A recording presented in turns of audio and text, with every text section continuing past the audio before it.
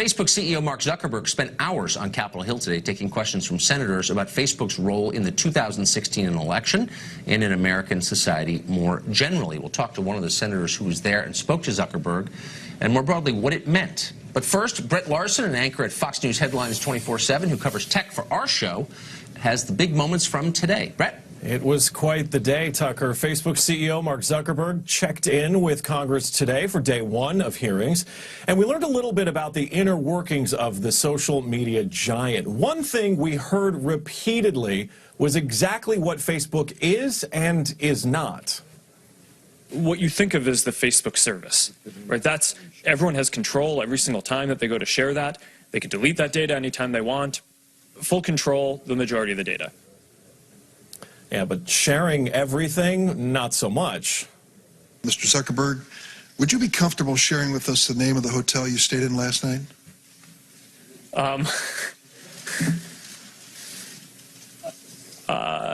No. I think that may be what this is all about. Your right to privacy, the limits of your right to privacy, and how much you give away. Yeah, but with 2.2 billion users and in the wake of concerns about more than 80 million users having their data stolen by political consulting firm Cambridge Analytica, is Facebook your only choice? If I buy a Ford and it doesn't work well and I don't like it, I can buy a Chevy. If I'm upset with Facebook, what's the equivalent product that I can go sign up for? Well, there's the second category that I was going to talk about. I'm not talking about categories. I'm talking about, is there real competition you face? You don't think you have a monopoly? It certainly doesn't feel like that to me. Okay. Well, there is also concerns, Tucker, about First Amendment rights and just what control the social media giant has over what you see, say, and share. You say that you have 15 to 20,000 people working on security and content review. Do you know the political orientation of those 15 to 20,000 people engaged in content review? No, Senator. We do not generally ask people about their political orientation when they're joining the company. Senator Ben Sasse asked a similar question about censorship on the site, and CEO Mark Zuckerberg said the speech they censor is anytime someone pushes to hurt others. Senator Sasse was also concerned about addiction to the social media site. As a dad, do you worry about social media addiction as a problem for America's teens? Well, my hope is that we can be idealistic but have a broad view of our responsibility. And Tucker, we will get more from Zuckerberg tomorrow when he sits down for day two. He has certainly been very frank in his responses and a little obtuse about specifics, which made the lack of understanding of exactly how Facebook works and our understanding of it very clear.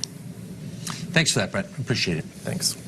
Senator John Kennedy of Louisiana was one of the many senators who spoke to Zuckerberg today. Here's part of it. Here's what everybody's been trying to tell you today, and I say this gently. Your user agreement sucks. I'm going to suggest to you that you go back home and rewrite it. And tell your $1,200 an hour lawyers, no disrespect, they're good. But tell them you want it written in English.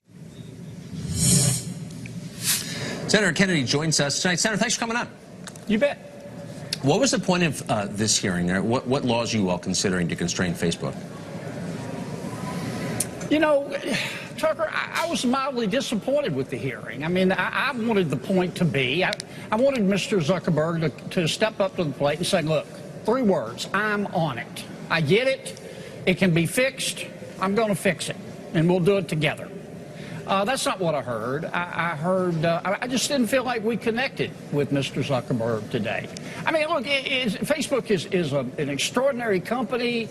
It's done magical things, but it's clear that the digital promised land has some minefields in it. One's the privacy issue. The other is the propaganda.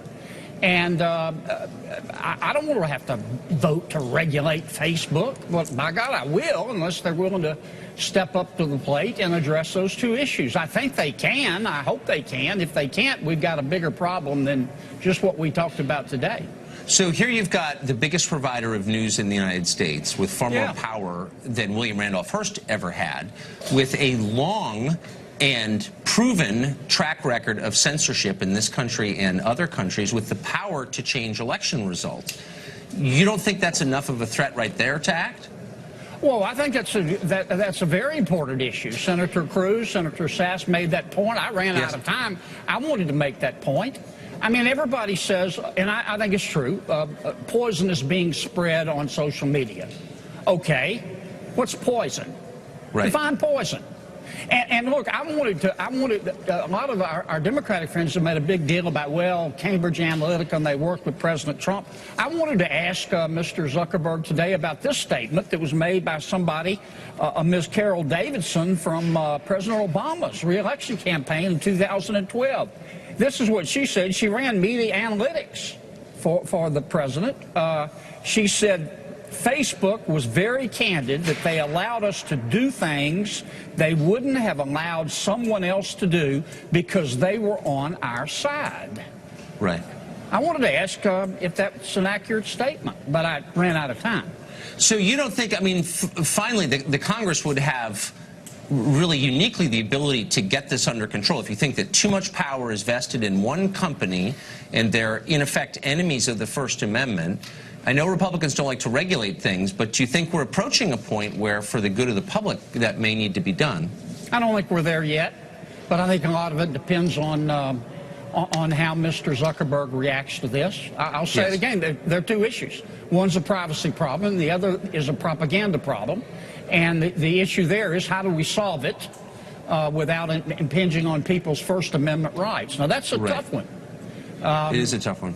And I want to be assured, didn't get it today, maybe we'll get it in the second round, that Facebook is not politically biased one way or the other. I don't want them pitching for the Republicans. I don't want them pitching for the Democrats either, though. Yeah, well, they are. Senator, thank you. Great to see you. You bet. For more discussion of what happened today, Dave Manning is a tech entrepreneur and a fan of Facebook. Roger McNamee was one of Facebook's first investors and now a critic sometimes of the company.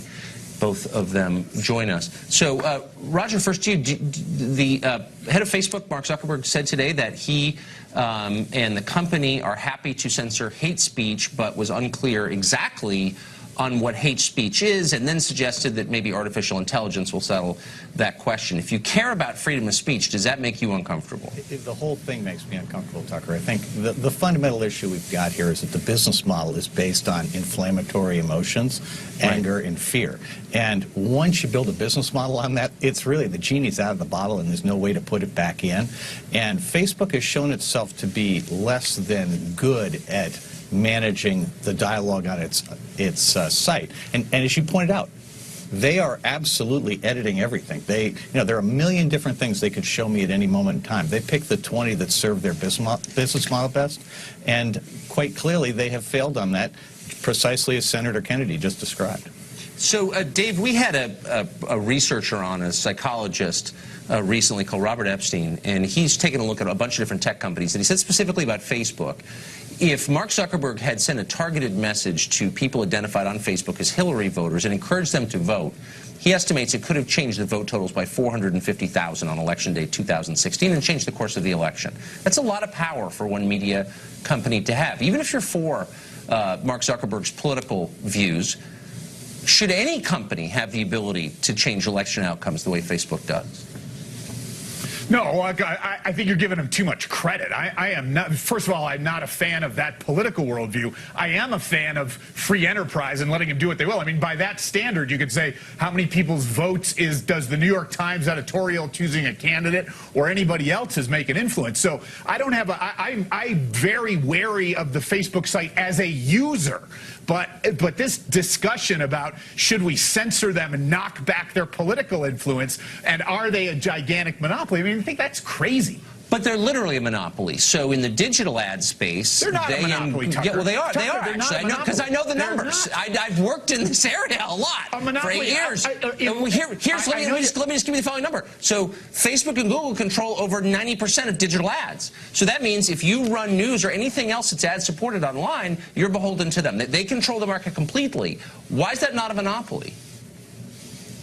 If you want to say it's a monopoly for digital ads, that's fine. If you want to say it's a monopoly for political content, it's not. But hold It's on. simply Digital not. ads are what supports all online news coverage apart from the nonprofits. That's the whole deal right there. If you control the ads, you control the companies. Tucker, are you worried about a monopoly in the digital ad business, or are you worried about a concentration of political power? Well, I don't think there's a distinction between those two things. I'm worried, in addition to both, by the total inability of the Congress to respond to a looming threat to its own legitimacy from Facebook and Google. Roger, am I being insane here? I don't think Tucker, that I am. I'm on your side on this issue because at the end of the day, the problem we have here is a massive concentration of power. And that concentration of power is in the hands of people who preserve the rights of the First Amendment for their corporations, but they tend to overlook the First Amendment rights of the people who are the users of the sites. And in that process, I mean, what we have is these things that are global. They are influencing democracy all around the world, and we can't find a single example of them influencing it for the better. And I'm with Senator Kennedy. I mean, this thing has gone on both sides. We've seen massive abuses of Facebook on both sides of this thing, and it doesn't look good either way. And we need to reduce Facebook's influence so that we don't have it determining the outcome of any election, whether it's 2012, 2016, 2018, or 2020. Well, so I think that's right, because in the end, Dave, this is not an American company, or more precisely, a company that sees itself as an American company. I would argue that it in effect is, but they don't believe that. Google doesn't either. They're companies of the world, and yet they have more influence potentially over our voting patterns than Russia or China or any other government. So, like, why wouldn't that be a threat to democracy? I don't understand. And the worst part of it, Tucker, is that they behave as though they don't have any influence. And as a result, bad actors have been able to manipulate the system, essentially undefended. And to David, my simple point here is that, having watched this company from its earliest days, it has evolved into something very different than it started out as. And I, too, am a believer in free enterprise. But I'm also a bigger believer in democracy, and I don't believe any company's rights come before the rights of the people of the United States. So, Dave, I'm going to let you sum it up. Does that concern, did any of this bother you? I get that you're for free enterprise. I admire that. But did any of this bother you at all?